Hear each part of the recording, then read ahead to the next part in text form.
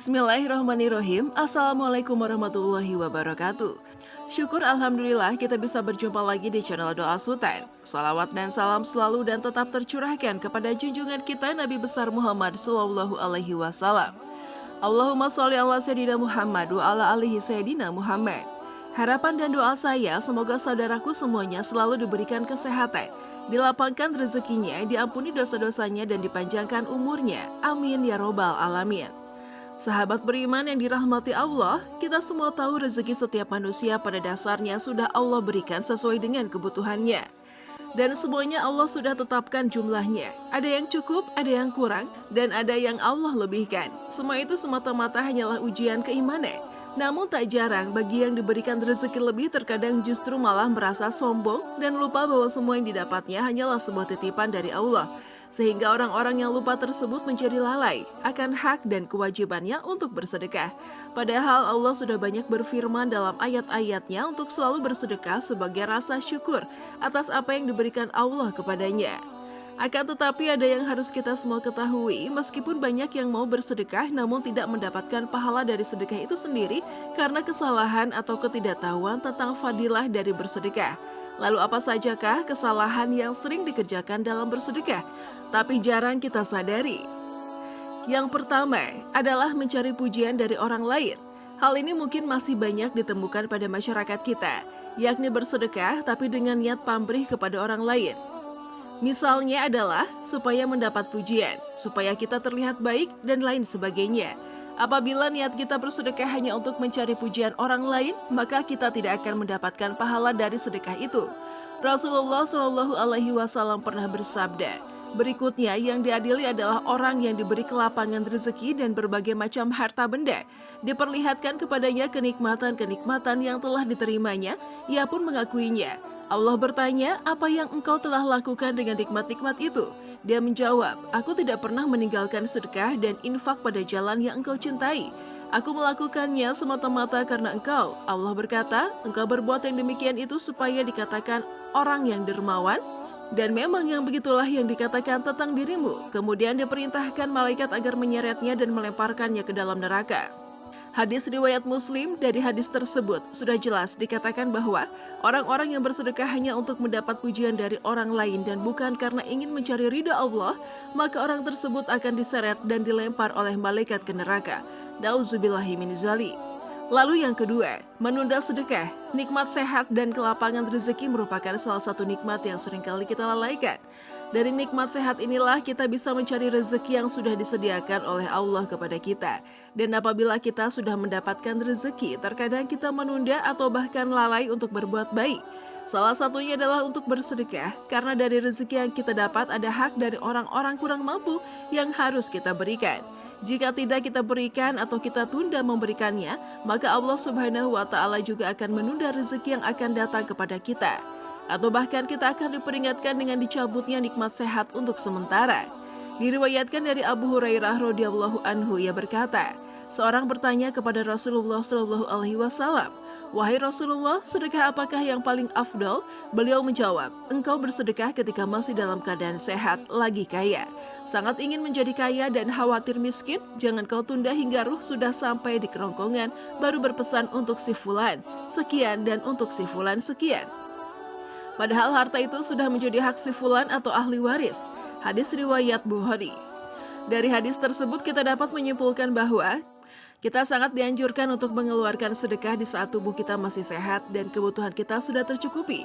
Lalu hindarilah untuk menunda-nunda sedekah karena kita tidak tahu kapan waktu dan di mana kita akan meninggal dunia. Yang ketiga, tidak sedekah dari orang terdekat terlebih dahulu.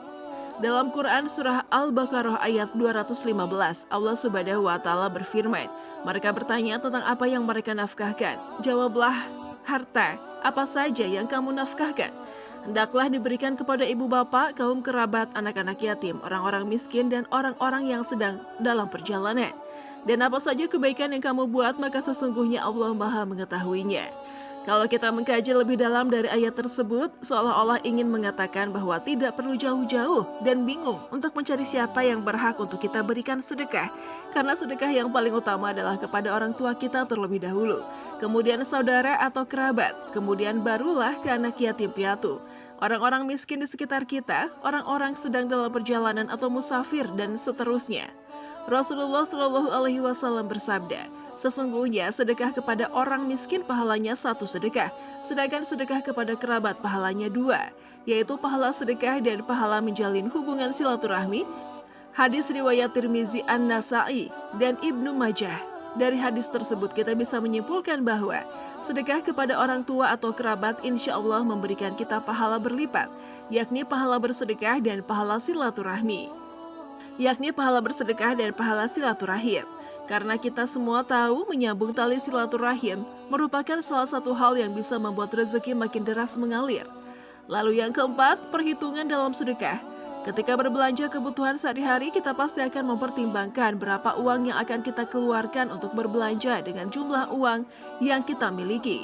Begitu juga dengan bersedekah. Sebaiknya kita tidak berlebihan, namun juga tidak pelit. Saat kita bersedekah, hendaknya tidak perlu dihitung-hitung, apalagi sampai meresahkan hati. Misal, kemampuan kita bersedekah adalah 10.000, maka sedekahkanlah 10.000 tersebut, dan tidak perlu dipaksakan harus bersedekah banyak apabila kita belum mampu. Rasulullah Shallallahu Alaihi Wasallam bersabda, bersedekahlah kamu dan janganlah menghitung-hitung, karena Allah akan menghitung-hitung pula pemberiannya kepadamu. Dan jangan kikir, karena Allah akan kikir pula kepadamu. Hadis riwayat Muslim.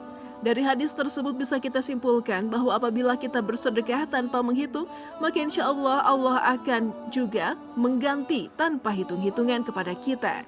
Yang artinya balasan bagi orang yang bersedekah karena Allah pasti akan Allah lipat gandakan pemberiannya. Namun apabila kita kikir atau pelit, maka Allah pun akan kikir kepada kita.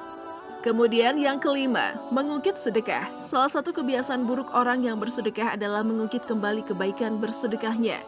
Orang tersebut merasa berjasa atas pemberian yang dilakukannya kepada orang lain, dan jika suatu hari terjadi konflik dengan orang yang pernah diberikan sedekah, maka pemberi sedekah akan mulai mengungkit-ungkit kebaikannya. Seolah-olah jika tidak karena bantuannya, maka orang yang diberikan sedekah tersebut tidak bisa apa-apa. Padahal sikap mengungkit-ungkit sedekah merupakan salah satu sikap yang dibenci oleh Allah Subhanahu wa Ta'ala. Hal ini sebagaimana yang sudah Allah jelaskan dalam Al-Quran Surat Al-Baqarah ayat 264. Hai orang-orang yang beriman, janganlah kamu menghilangkan pahala sedekahmu dengan menyebut-nyebutnya dan menyakiti perasaan si penerima. Dari ayat tersebut sudah jelas dikatakan bahwa kita sangat tidak dianjurkan untuk mengungkit-ungkit sedekah yang sudah kita berikan kepada orang lain.